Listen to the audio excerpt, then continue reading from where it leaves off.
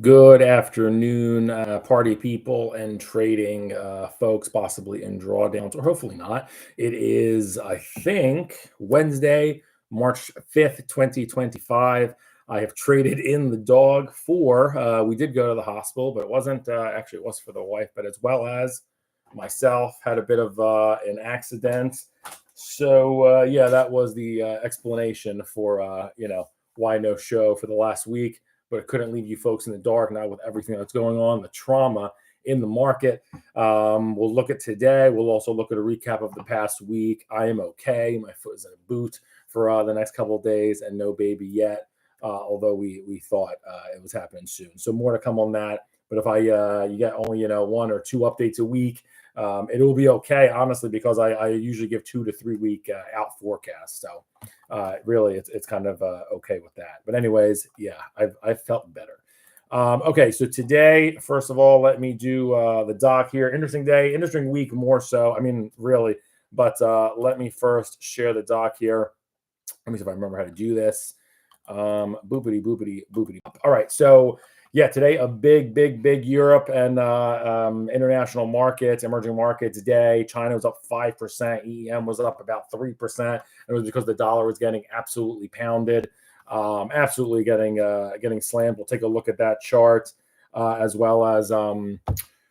Oh man, I'm spacey. What was I saying? Yeah, big rise in rates. They sold off bonds. We'll take a look at the important things here. But yeah, so European financials really had a nice move up 3.5%. The EUFN, this thing keeps ripping, a big rotation, as it were, out of the United States and into Europe and international, specifically China. So lifts emerging markets, while dollar, oil, we'll take a look at that. Oil got hit very hard, as well as volatility. First off, let's get in the hood. It's going to be a fun show. There's really are important charts that I am bringing. So, I've been at the hospital and stuff like that, so I'm not glued to these charts right now, but I have looked at them, obviously. So let's take a look-see. Let me share my screen again. All right, so here, really fast, just in terms of the day's movers, you had Palantir back to $90, up, almost 7%. MicroStrategy's up 12%, a big rally in that name. Baba, that Asian, craze continues up 8.5%. And then you had some strength here at home as well. Some stuff looks really sick. Microsoft looks honestly terrible for the worst time. I can't remember it. I'm a borderline permable on Microsoft, but it looks awful. Other stuff, NVIDIA doesn't look really wonderful at 117. Just for reference, Microsoft's here at 401.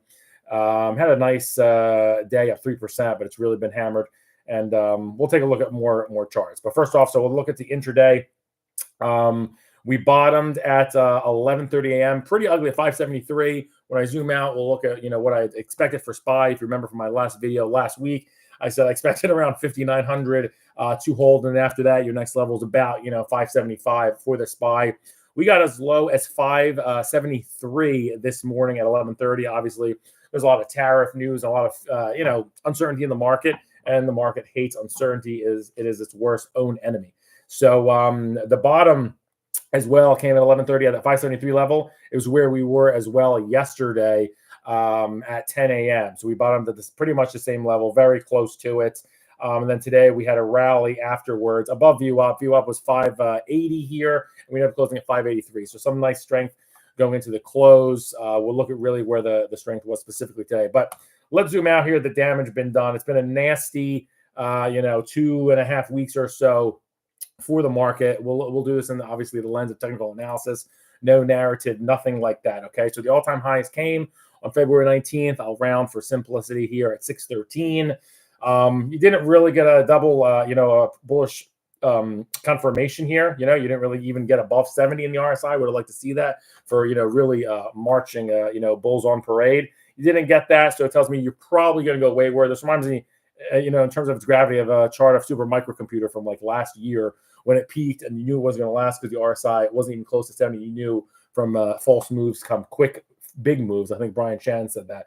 And this thing really collapsed, from 613 all the way to where the 200-day moving average is. We said it. I get really concerned about the market if we close below 570 for about a week or two straight. That's a big character change, sentiment shift, and you're going to have program trades getting out of the market for simple risk management sake, and totally understandable. What happened was yesterday at the depths of the low of the market, we hit 572. The 200-day moving average is 571. Again, that's about a 10-month average, pretty much consensus what we've been rising from last year. High appreciation for the market, a very great looking chart. Even, Yen Mageddon here, we still had a gap above a rising 200-day moving average. You still have a rising 200-day. It is starting to slow a little bit, but we are still going up. The past 2 days, we're up about 26 cents. Before then, you had a bit, obviously, more slope. Are we getting tired? So forth, so on and so forth. And another note, we'd said before, the bullish accumulation phase ended right here on February 19th, and that the distribution phase or the market would have a hard time on or around March 5th, rather, about that 15-day cycle. That just happens to be today, and look what happened. You're coming off a very strong rubber band reaction zone here. You really went a lot in the other way. I do think the market's going to pick up steam, as I said here. So going into the next 2-3 weeks, and seasonality, it starts to help too. This is a weak period, and it does start to help into mid-March to late March. Here's the issue I think we saw before in semiconductors before, and now we start to give way. We'll take a look at that chart also in a bit. But what happened here is, so the next rally I believe that you have for the next 2 to 3 weeks takes you right up until that 600 level, probably close to like 595. So from here at 583, you got about 12 points or about 2.5%. They're going to be hard earned. The issue is you have a very, very significant lid, and what I said 2 weeks ago on this market at 6,100 or 610 thereabouts in the SPY. It's been something that's been dealing with since early December when we first discovered those levels. Couldn't do it again mid to late January, and then we barely squeaked it out. I said before, what is going to make and hold us above 610? I'm not sure what it's going to be. It possibly could be, next quarter earnings that start with JP Morgan mid-April. That's about 6 weeks away to really build that momentum and go through. But that's what I'm seeing for the market. It sounds crazy. We'll take a look at a bunch of other charts, but I like your risk to reward here. Some of the charts look bad. IWM looks like a kind of a catch-up trade in terms of it's such a loser. It really was 7% away from 52-week lows. Not a great sign for small caps. Don't love that area. And, it's got financials and energy. Energy not so good. Financials looking pretty good. So we'll take a look. So that's my call for SPY. I love the risk to reward, honestly, in this opinion. Everyone wants to beat the market. I saw kind of a funny meme. Everyone wants to beat the market, but nobody wants to buy dips. So this is how you do it ordinarily. You kind of knew this was going to stall, and we're still essentially range bound between 615 and about 570, with that middle ground of 595. So nice to see it hold here. I think, like I said 2 weeks ago, I think we're flushing out around this week. I didn't think it was going to be far below this 590, and we've had, almost a week's worth of trades in that. But again, we're having a lot of tariff wars with like neighbors, and market hates uncertainty. So as long as that goes on, including with the technicals, the 6100 very hard lid. Woo! All right. Let us get to stuff that moved today. Really multiple standard deviation movers on the day. So total international ETF Vanguard, VXUS. This is a big move. 2.5% for this name is massive. This has a lot of IFA type names, and also I believe some Asia. This had also, I should probably move that box. So the 200-day moving average had been kind of, like I spent a ton of time on this because some of the leaders today are repetitive. I feel my painkillers wearing off. So the 200-day moving average at 61.63. This has had a nice rally here just in 2 days. It looks like it's got a little bit of a hard time getting above $64. I like it here just based on chart alone. This thing kind of a slingshot here. Again, the dollar getting pounded really helps international, of course. I just think this is still kind of tethered to 62. I don't think this absolutely breaks out, and it has a hard time contending with this. I think it's in accumulation mode for the next 2 weeks, but with a lid right about here, 64. So don't love the risk reward chasing here. But I do think it's an area you want to be in going forward as it tries to get towards these September highs at 65.5. Slower mover, this one. With a, what's the ATR on this sucker? About, what is it here? About 60 cents. So, a percent.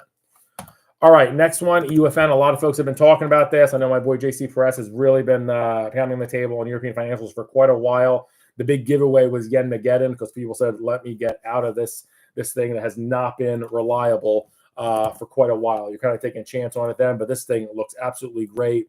similar to what I said, these three are going to be correlated. Obviously, the total international stock market, EUFN, European financials on the next chart. I'm going to look at as EEM teaser. What was I saying? So what I meant by that is accumulation mode. But I really like an entry closer to about 27. This thing, up for 3.5% today for something with, like I said, also a low ATR of about, what is it here? Let me pop it, 35 cents. So again, just a hair above 1%.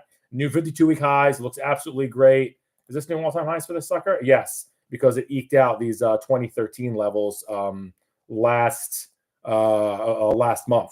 So yeah, blue skies ahead, overbought for quite a while, never oversold this year. I'll forgive these, August 5th, when you hit the 52-week low, and then a slingshot. This thing went from 21 to 28, looks great. I would like an entry closer to 26.5, 26.80, because my target on this is right around 27, 75, 28, half, around here. Definitely a space you want to get in. Don't really want to chase it right here, though. Big day for it. And then the overall group, you can't, talk about these areas without talking about EEM, up 3%. This one has the highs back in October at 47. This one, if talk about catch-up trade, this is, of course, in Mexico, China, some other folks, Brazil, some, so you're holding some laggards. So that's why this one looks different from the other charts. This isn't overwhelmingly crazy in Europe, as Europe is not emerging. So this chart, I think actually an accumulation here. I think an entry around 43.65. You get a little bit lower, right above the 200 moving average. I think that's not bad. I think that's okay. I'd rather be in there. And then the target's right around 45.25. So that's pretty much the trade in this. In terms of the next 2 weeks, I like it. I think it goes higher again, probably to about that 45.25 level. All right, for the stuff that got hammered today, and if you have a ticker or something like that that's moved crazy today or over the past week or 2 weeks, whatever, pop it in, single stock, whatever. I will take a look. I went to do ETFs today since I had the chance because so much has happened. And then, of course, I'll do what they say Wednesday. I will, of course, do without the dog. I'm so scattered. Without the Friday, I'll also do a week recap. I'll give you a mini one here on what's been kicking butt in the past week. So the dollar chart, this thing peaked back there in December. Okay, right around we're really all about the Fed. It was the Fed cut day, or the day after rather. This thing peaked at 30.70. Okay, and then it had a drop here. Now we're all the way at 28.5. The dollar's been getting hit pretty hard. I think it's a little bit overdone. I think this holds back at around 28.80. But here's the problem. So it's holding the 200-day moving average. I think the rally on this can take you to about 29. I think this 200-day moving average is going to be an issue for the dollar here. And really, it was holding it with absolutely no problem. Overbought conditions for much of the fall. Never oversold except this late August date. And really, overall, with peaks coming just 3 months ago, it looked fine. Now it's 200 moving average, which is 29.05, and just stalling. Looks like it's going to go south soon. That's the picture with the dollar. I do think it gravitates towards 29.20, right where my cursor is, over the next 2 weeks, and then start to oscillate up and down, up and below this 200 moving average. The bigger, in terms of that, what would the takeaway be? Then those European stocks are going to ebb and flow with that, emerging market stocks, things like that. So if it's frustrating trade for that, go with your strengths. So go with the ones that have blue skies ahead, like your European financials, stuff like that is what I would be in. Next, what does we have? Which is, of course, proper English. Oil down 2.5% today. This thing got popped. So this 200-day moving average has been just like a steel wire here, stuck at 75.20 essentially, and this thing's really given way in the past 3 days. Pretty, not a great looking candle for the past week. I've been pretty, bearish on oil. I didn't love it, and that kind of surprised me. This the highs that it had back in mid-January at 85 was impressive. This thing's been, not trading well since then. The 52-week low, crazy enough, from September is at 66. So we're within, $5 away from that, less than 10%. I think this is going to bottom right around here, around the $72 level. I think this is kind of, I don't want to say gift, but I do think it gets back inside its Bollinger Bands here. I think this is outdone. It typically doesn't do this, kind of signals a bottom soon. in the commodity. Ugly RSI, lowest it's been since the 52-week low. So not, warm fuzzies, but capitulation, I think, is imminent. And I do think the rally seems to me like, almost, I don't want to say, I have a pretty strong confidence. I think it really gets to about 75, 76 and then starts to fail again. So I do think there's a $5 rally in oil upcoming. I don't know if it's going to be tomorrow or the day after. But I think over the next 2 weeks or so, it has looked especially weak, but I do think it starts to base here around 72. Whoops. And then I do think it starts to at least get to 74 and 75 and potentially 76 is what I think for oil. And then next and last for the big mover of the day, volatility actually got slammed down 4% through VXX. Couple things on this.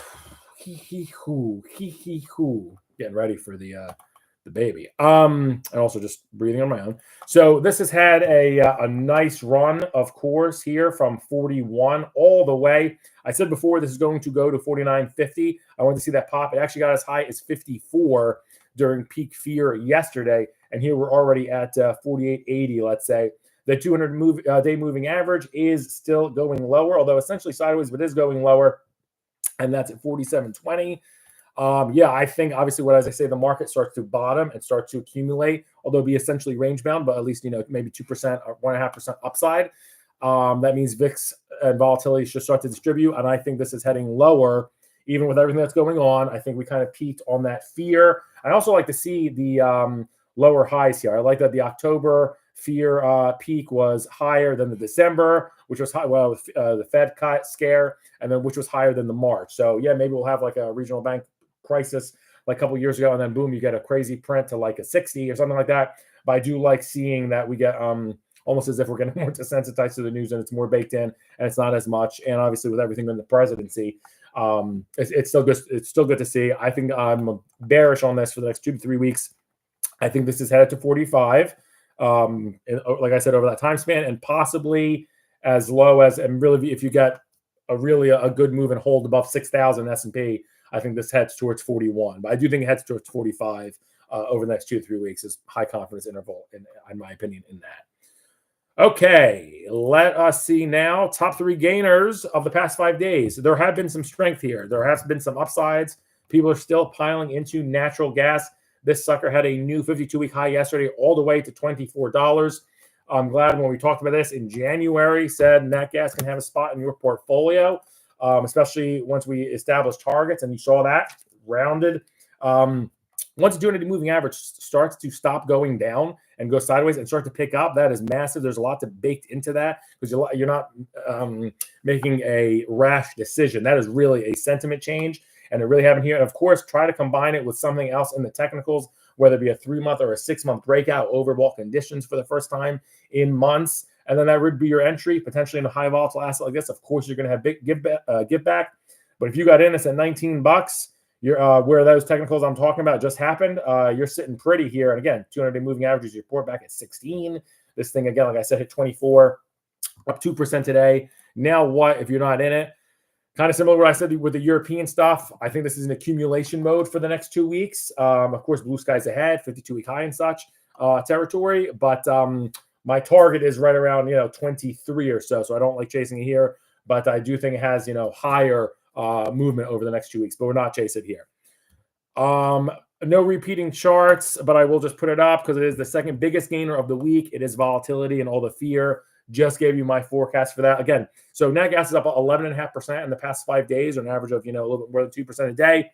Next is volatility, just a hair behind that, up 10.9% for the past 5 days. This thing's been given about 2% a day or so. Again, like 5 days ago, we were at $45. And like I said, peaked at 54. And I'll give you my forecast for this over the next 2 weeks.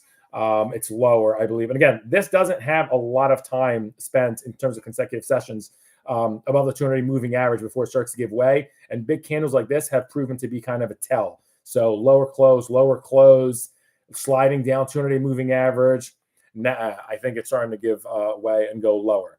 And then third, this is an important chart, Bitcoin finally starting to pick up 7%. So not as much as those other ones. Nat gas and vol have really, really been, I don't want to say the story of the week, because obviously there's been a lot of fear and volatility is a an inverse tell in terms of the market. So nat gas, not really beta, obviously, and then volatility, not so great. But Bitcoin, it's good to see that they pile into this.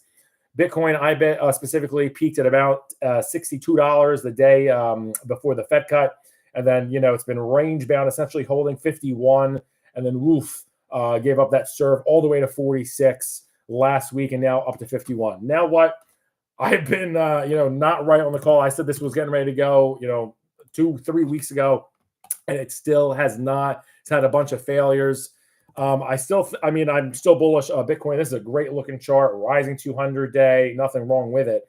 I'm bullish on this for the next 2 weeks. The only problem is I only think it takes you to about $53 or so. So that's only another $2 from here, another 4%, which is wonderful. I don't know when these highs get taken out. I think that's going to take quite a while for this really to hold and head above $53. But I like Bitcoin. It's had a nice week, up 7%. I think in the short term, 2 to 3 weeks, you have another, maybe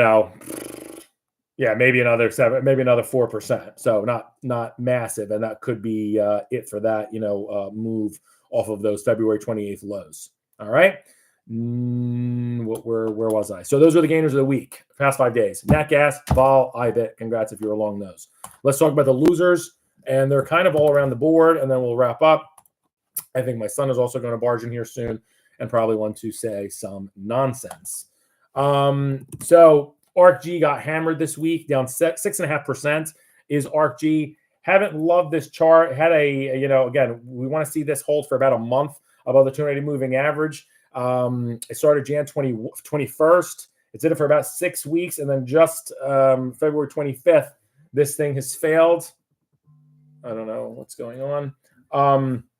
52-week lows, March 4th, yesterday on ARKG. We've been calling for it. Don't love the 280 moving average. It looks essentially very heavy, very few sessions. Look at it, less than maybe a month or less than 2 months worth of sessions above the 280 moving average. They all occurred in this period, never getting above a 70 RSI. Not a fan. I do think, wow, it's going to base around the 52-week low. But, I think 23 was my target on the downside for this. It hit a low of 22 yesterday. $23 is where I see the low, and rallies, dead cat bounces will probably take you to 26. I think this will go and try and jump above its 200 moving average to 26, and a big rally, right, from 24 to 26 should be a nice move. And then I don't know what's going on my watch, and then start to give way again. But overall, not a great looking chart, of course. Getting hammered this week, down 6.5%. Next, the energy complex, specifically through XOP, a very heavily traded basket of funds, hit a 52-week low today. We've been calling for this. I know several people were bullish on this space right around, let me see here, probably right around here when people were saying buy energy, as the year starts, is how the year goes. And I really wasn't buying it. I said, I think this thing looks heavy. And I thought this was headed lower. And look, the 200-day moving average is a major tell. This cannot go higher. If anything, fine. It went higher here in November, Thanksgiving week, and it started to go lower. This is really, really where you want to pay attention to. I think this base is around 125. So if I'm calling for, like I said earlier on USO, a move higher in oil, what we were saying, at least in the short term, I think this will move higher. Again, not many closes outside the lower Bollinger Band. Kind of significant of capitulation and reversal, but ugly chart. Oversold. It's almost like loser of the month every time, minus this oopsie here in Jan. So like I said, I think this base is around 125, so higher from here. I think this is a little bit too low for it by about $3. And I think the rally takes it to right around 132, 133. I do not think it gets to this 200-day for quite a while, especially with everything that's going on in the world and demand. And the last chart of the day, the all-important SMH, down 6% over the past 5 days. So again, the losers have been ARKG, down 6.5%, the oil complex down 6.5%, and semis down 6%. So they've been exiting, pretty diversified basket of funds, and they're getting into, stuff like nat gas. I almost said garbage because just historical bias from nat gas, but the thing's a winner now. Volatility, that is garbage. And then Bitcoin, not garbage. So pretty mixed plate here. As you look at the SMH, this thing, I don't love that the highs are back last July Although we all remember what happened with Bitcoin. It was a dog for 8 months before it, from March to November, it did essentially nothing, and then it rallied here. So for SMH, we have now been on the clock for exactly that, pretty much 8 months exactly, or just about 8 months. Back here, we peaked at 283. Very, very important, obviously, for the entire stock market, your 401k, everything, due to the concentration in the market, in SPY and Qs and everything else. So here's the deal. So the 200-day moving average is still rising. The character change has began February 24th, and I'm saying that because we closed under the 200-day moving average, and you don't want to see that happen for more than never. Obviously, for sure, definitely not 6 weeks, but a week is not great. So we're now going on almost whatever it is for a week and a half. We had a bottom here at about 220. Which is where essentially where we were in September. Here's an issue. It's kind of reminiscent of what I'm saying on the broader market. I'll wrap up with this. I think rallies on this. So the 200-day moving average for reference is 247. I think the rally gets you to about 240, 247, and then there's a big lid on this market on SMH at 255. 260. Okay, basically what we were saying before with that easy trade, easy buy 230, sell 260, buy 230, sell 260. Now this looks heavy. This looks like we have a lid on our roof here, and it could be a major combination of factors, like we said, the rise into Asia and European financials and other assets, which this is not. And obviously, when you have an indicator like Microsoft being garbage, looks really bad. What was I saying? Because I just looked at the tickers. Not great for the overall market. So that's what makes me convinced that 610 roof on SPY is going to hold for quite a while. All right, see, I got a comment. What's up, Chris? AutoZone and natural gas. I already talked about natural gas, dude. So I can't have much more to add about that. I will look at AutoZone. AutoZone, get in a zone. Is that it? Is that the thing? All right. So this puppy, wow, yeah, wonderful, dude. Unbelievable. 35.70 new. Is this an all-time high? I'm guessing yes. Woo! Look at that chart. Look at that chart. Yeah. What do you want me to say about this, man? Yeah, it looks great. So this is an accumulation mode. This is actually similar to what I said. This, if something looks bullish right now, I think it's in bullish accumulation mode. But I just think a lot of the entries like European financials, EM, I think they blew their load a little bit too much. So I don't like my target for this is right around. It's tough because this is a $3,500 stock, but the target is right around 30. I mean, if you got to get in the nitty gritty here, I have the Bollinger Band going at 35.30. I have another time frame going at 35.80. So right around here, if I take the greater of those, is right around here, 35.80 for an upper target. I think this has another about week or so of bullishness, and I think the pullback takes you to about 34.20. Tough stock to talk about because it's thousands of dollars in those terms. I already talked about nat gas. All right, I will see you guys when I see you. If I'm not a father 2 times over again, if I can walk, don't be a crutch. I don't know, some saying it's painkillers talking. I'll talk to you later. Peace. Hang in there.